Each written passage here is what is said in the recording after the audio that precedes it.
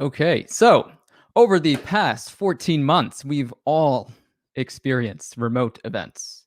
Some good, some bad. But one thing is clear: remote events suck. And that's absolutely no offense to the organizers of this very conference. After all, I'm speaking to you at a remote event organized by some incredible people that I'm friendly with and powered by some amazing technologies that just a decade ago we may not have even had access to. But despite all of this, remote events do suck, and I'll explain my case in further detail throughout this talk, while also ensuring to offer some solutions so that it doesn't come across as, one big negative rant. So hello everyone across cyberspace time. My name is Benjamin Dunphy, and I'm the founder of EventLoop, which has a mission to be the meetup replacement for industry events in the modern remote era. Because let's be honest here. As much as we all use Meetup for organizing our smaller local events, they basically served us one big nothing burger when it comes to remote events. So I'm also the organizer of the San Francisco React conference known as Reactathon, in addition to the two largest React meetups in San Francisco. I also assisted Netlify with launching their JamstackCon franchise by helping to produce the first 4, and sadly only, in-person conferences. So in other words, I am an events producer. I love events, and more particular, I love in-person events because in-person events are incredible. I think most of the people watching this conference are in DevRel, so I think I'm preaching to the choir when I talk about fond memories at in-person conferences, and also the fact that the power of in-person human connections can simply not be overstated. And so for our jobs, it's not just the quantifiable things like KPIs and conversion rates, but perhaps more importantly, as highlighted by this pandemic, are the benefits of face-to-face interaction on our physical, mental, and emotional health and well-being. And the benefits of excitement of going to a new place and meeting new people and seeing old friends and strengthening our bonds over dinner and drinks with colleagues, customers, and prospects. It's good for our professional relationships and good for our personal satisfaction and also our health. But in-person events are also formatted in a very particular manner. You have consecutive days, a single location, jam-packed lineup of talks, sponsor exhibits, activities, and more. Right? We love this, but there's one main reason for this, and it's because in-person events are a function of economics, basic physics. You have budgets that have, a minimum of mid 6 figures, and in many cases, well into 7 figures. You have load in and setup of a physical venue. You fly in people from all around the world, which means that you're constrained to consecutive days. You also have the extremely high cost of the venue, catering, rentals, labor, and so much more. And all of this leads to orchestrate an event that attracts as many people as possible, because we need to, we need lots of sponsors to cover these costs. We charge a high price of admission, and we create a jam-packed lineup of speakers to attract as many attendees as possible to ensure that at the very least, we're going to break even with the help of our ticket sales. But you know what? Remote events are not subject to the majority of these limitations. You don't need a physical venue, of course. You don't need to organize long days packed with content, and definitely not over consecutive days. You don't need to fly in speakers. You don't need to close tens of sponsors to help pay for the event. And you don't need to charge a high price for admission. So what I'm getting at is that remote events can be different because remote events are different. And so this being a philosophical talk, our philosophical point number 1 is that remote events are different than in-person events, and we should treat them as such. Now, this seems like a very simple, straightforward concept, but you'd be surprised how many event organizers are still following the same format of their in-person events and just taking them online one-to-one. So it certainly does need to be said. Our in-person events are big budget items because the economics and logistics involved necessitates it. But we can rethink this approach with online events because they are not as expensive and do not restrict us logistically. But wait, there's a catch. Remote events are still too hard to organize because the landscape around remote events is extremely complicated and new to the majority of us and just overall fractured. First, let's talk about the technical bits: the internet connection, the lighting, the consistency, the time zone orchestration. I mean, you all know the deal. I won't get too much into the technical bits of this because you've all already experienced this already. So the difficulty that I'd like to focus on is the format in the network. So I recently took Reactathon online. We took a 2-day in-person format event, and it became a 3-day event. Now, this was really extremely difficult and time-consuming to organize. And moreover, whereas there was a lot of people who attended day one, the attrition was quite substantial from day one to day two, and also quite significant from day 2 to day 3. And so it was very difficult and just exhausting to organize. Now, with in-person events, this massive organizational effort, it results in the most amazing payoff. I get a bolt of endorphins and adrenaline and happily power through the events with little sleep. And while I was pretty excited, actually, the morning of the first day, the actual payoff really wasn't there. And it became somewhat of a slog to continue into the following 2 days. But online events simply don't have to be this way. I think in order to move beyond the difficulty of online events, we must think about simplifying them. We must make them easier to create and easier to attend.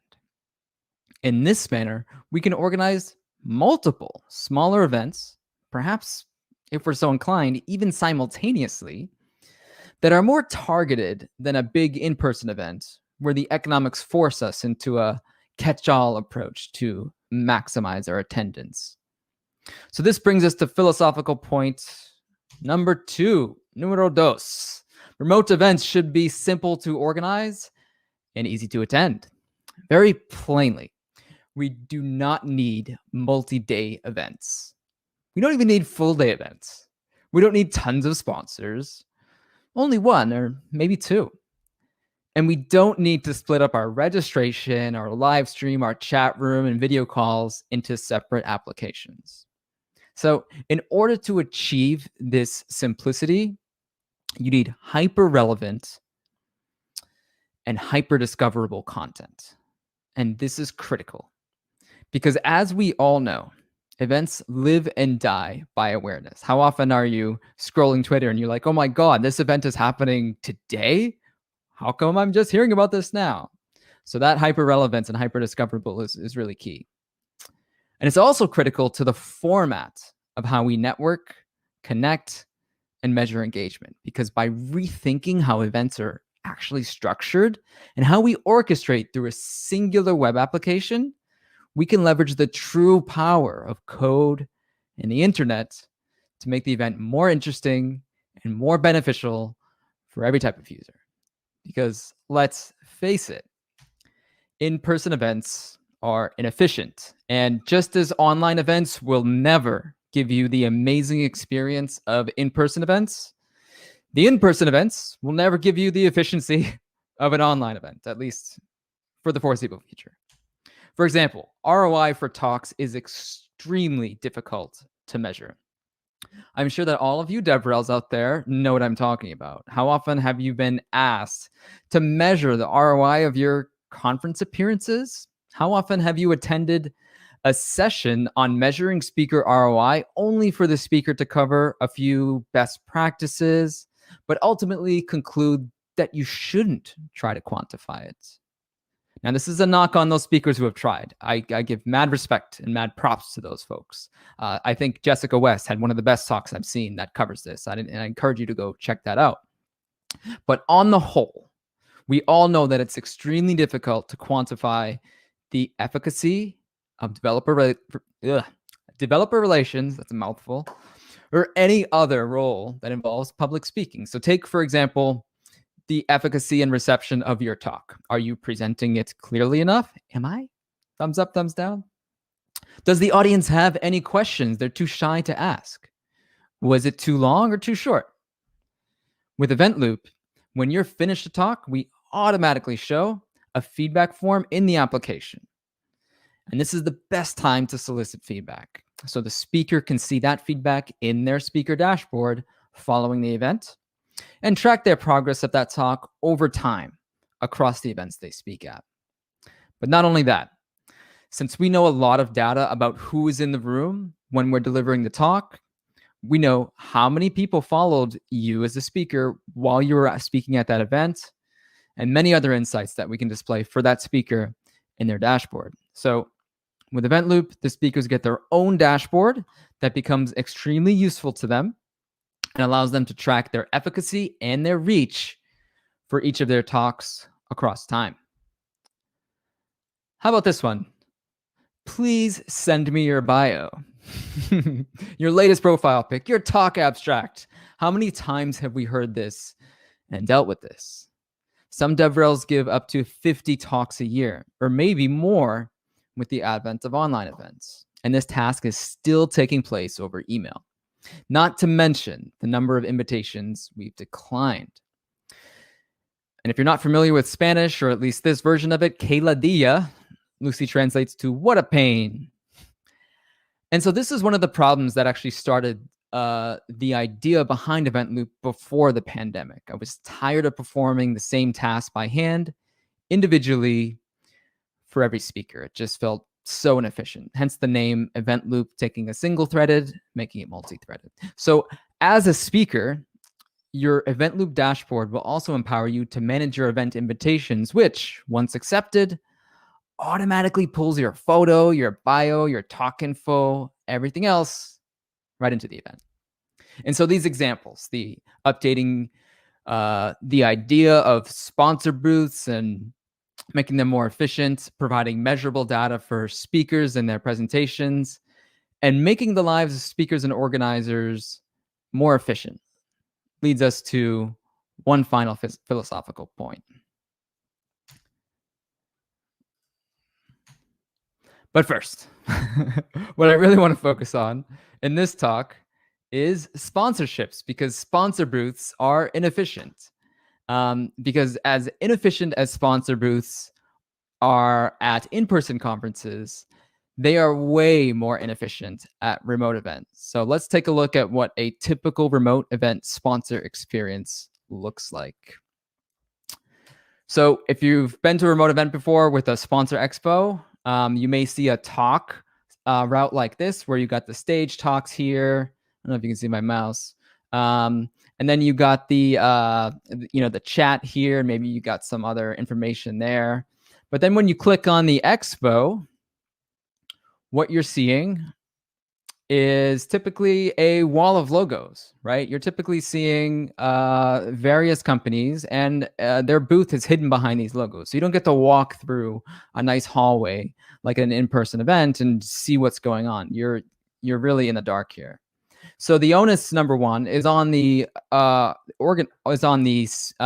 attendee to actually click on each one of these sponsor booths individually to actually enter the sponsor booth. And I think you can agree that that's pretty unrealistic. And then once they get in there, this is what they're seeing. Number one, they're going to jump into the middle of a talk or a presentation or a discussion, having absolutely no idea what the heck was going on. And so they're going to sit there confused for a little bit. Should I engage? Should I join? Should I jump on the call? Should I ask questions here? It's just a very inefficient method of creating a sponsor experience. And so in order to fix this, let let me just make sure. Remote events should leverage the true power of the internet to maximize user value. So there's a few ways that we can improve upon this. And let's jump into a live demo to see exactly what a sponsor experience looks like on EventLoop. So here is a live demo of EventLoop. This is the homepage where you can see all the events happening now. And this is exclusive to tech. So number one, that makes it hyper relevant content. And now let's jump into this event happening now. And we can see that I'm actually live streaming here. So you can live stream, you can do pre-recorded content, and we got our schedule here, and we got our organizers, and of course you can chat. But we're talking about sponsors. So let's go to the sponsor booth. But first, 1 second, let me just remind you of this flow here. Typical remote events, you're at your talk, you're clicking on the expo, and you're seeing a number of logos, and then you're jumping into each booth individually. The main difference here with EventLoop, when we click on this, what are we seeing? Immediately, I'm seeing sessions that the company is presenting. So if Flexport and Vercel are sponsoring this event, we're automatically importing the events that they have upcoming. And I can also see the individual sessions tied to those events. And then, of course, it's going to automatically import these jobs. So once you, as an organizer, confirm a sponsor, what's going to happen is you're going to see their content upcoming.